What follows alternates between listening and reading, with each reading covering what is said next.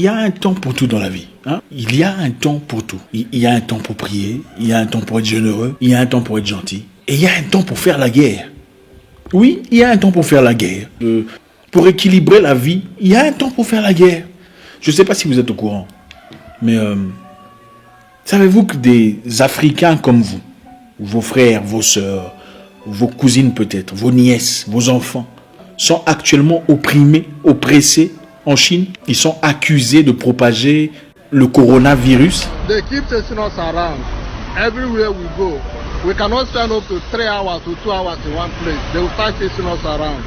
We don't have house, we don't have food, we don't have anywhere to go. Enfin, le virus de Wuhan, il faudrait appeler chaque chose en son nom. L'Ebola a commencé, il s'appelle Ebola parce que ça a commencé vers la rivière Ebola. Le virus de Wuhan, c'est le virus de Wuhan. Ça a commencé en Chine, on va appeler ça virus de Wuhan. Des hommes, des femmes, des enfants africains comme vous, des vieillards, ont passé la nuit dehors parce qu'ils sont accusés de proliférer le virus chinois. Ils sont discriminés, mis à l'écart, agressés, offensés, incarcérés s'ils résistent par le gouvernement chinois, la police chinoise. La police ne peut pas se permettre de faire certaines choses à ce point sans que le gouvernement n'en soit au courant. Le moment est arrivé où il faut réagir. Il faut réagir. Les Chinois par contre vivent très bien chez nous. Il y en a qui vivent, on voit dans beaucoup de pays, qui se sont établis comme des gens qui sont acceptés dans nos communautés. We don't know where they are taking us to. We have been in quarantine for 14 days now. We don't know where they are taking us to. Everybody's here. Everybody's here at this hotel. Jusqu'à quand l'Africain sera rejeté, insulté, oppressé, opprimé par tout le monde, sans qu'il ne réagisse, sans qu'il ne dise quelque chose en retour? No come, we wait. Are not allowed to use, like, to go to the supermarkets to buy what we want. We cannot use the hotels. When we go there, after checking your passport, they call the police, and what the police tells you is, please go away. Some of our friends have been thrown out of the houses they've been renting with no reason, not anything. The landlord just comes one morning and tells you, please make sure that today you leave my house. Dans une discrimination dissimulée, on impose un contrôle systématique des passeports et des visas aux Africains. Pas à d'autres peuples, hein? Pas aux Indiens qui sont coincés là, pas aux Noirs américains. Non, aux Africains. On impose des tests du virus chinois aux Africains, pas aux Indiens qui vivent là, pas aux Malaisiens, pas aux Noirs américains, seulement aux Africains.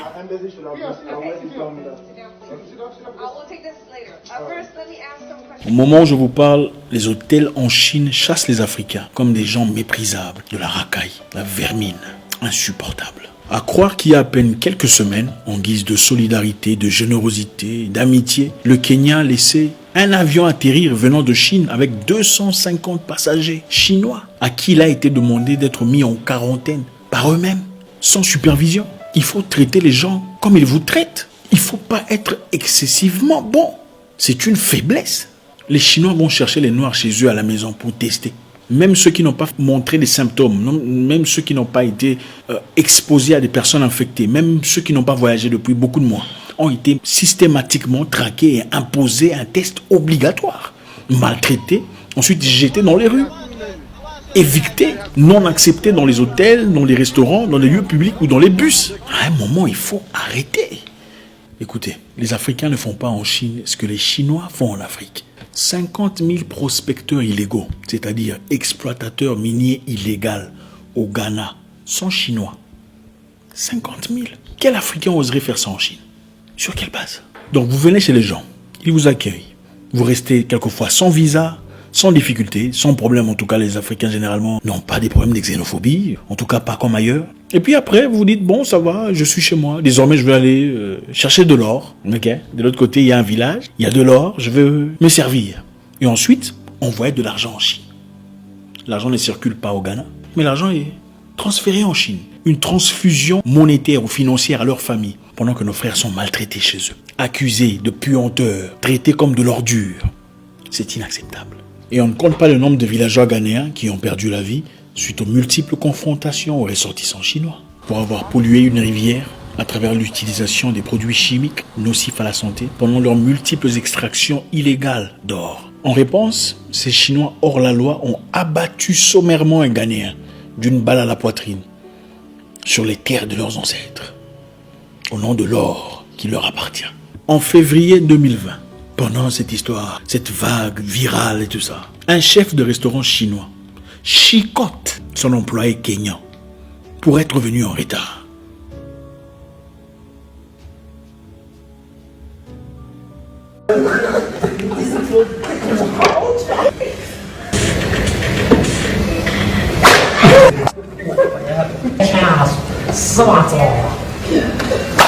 Comment voulez-vous qu'on nous respecte? Comment voulez-vous qu'on nous respecte si on ne réagit pas à chaque fois qu'on nous fait du mal? Si on bat votre femme, vous ne réagirez pas parce que vous avez peur. Si on tape sur votre enfant, le cadet ou la cadette, vous dites qu'on vous tape aussi parce que vous êtes croyant. Qu'on prenne aussi votre mère par la même occasion.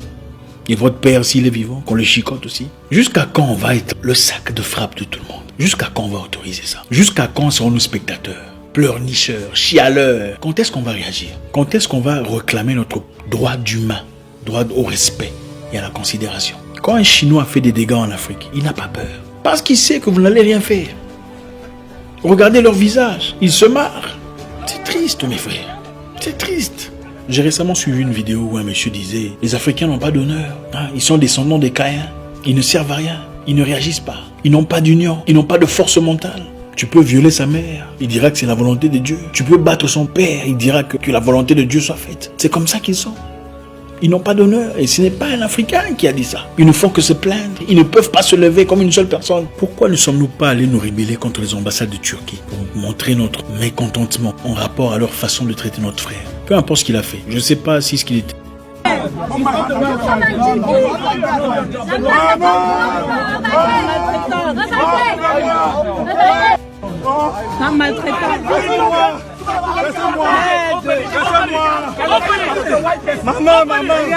L'égalité, peu importe. Même quand on est dans l'illégalité, on ne traite pas un Américain comme ça.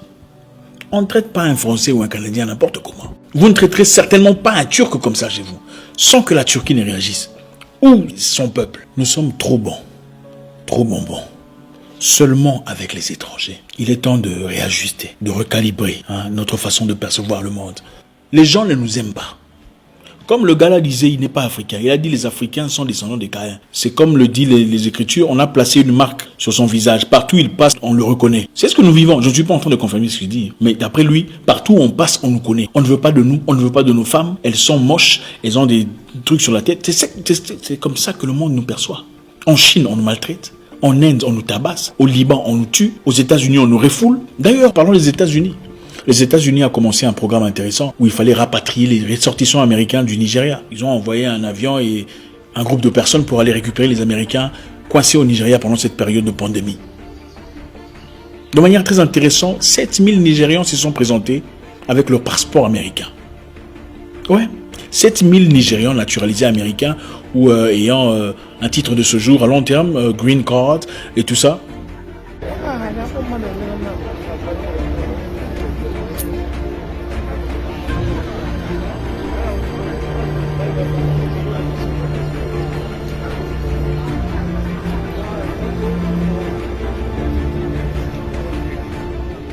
Et vous savez ce qui s'est passé après? On a changé d'avis. Ils ont directement annulé l'histoire. Voilà, on a annulé l'histoire. Parce qu'il y avait 7000 Nigérians américains. Il y avait plus des Nigérians américains que des Américains américains. Alors on a annulé carrément l'histoire. Maintenant, on vient récupérer des gens sporadiquement. C'est-à-dire, on vient, celui-là est malade, il doit rentrer d'urgence. On le récupère. Il est temps de se réveiller, frère. Il est temps de regarder les choses en face. Il y a aujourd'hui 1 million de Chinois vivant sur les terres africaines. Beaucoup sans passeport, sans visa, sans légalité. Beaucoup sont traités comme des rois, comme des boss, comme des patrons, comme des chefs. Beaucoup se permettent de chicoter nos frères sur leur terre. Vous pensez qu'ils comptent rentrer en Chine? De 2010 à 2013, la Chine a offert un financement conséquent à l'île de Tonga. Après quelques temps d'opération, après qu'ils aient été incapables de rembourser l'argent, on leur a demandé 44% de leur PIB. Vous pensez que la Chine est en Afrique par générosité, par gentillesse, parce qu'on aime les petits noirs?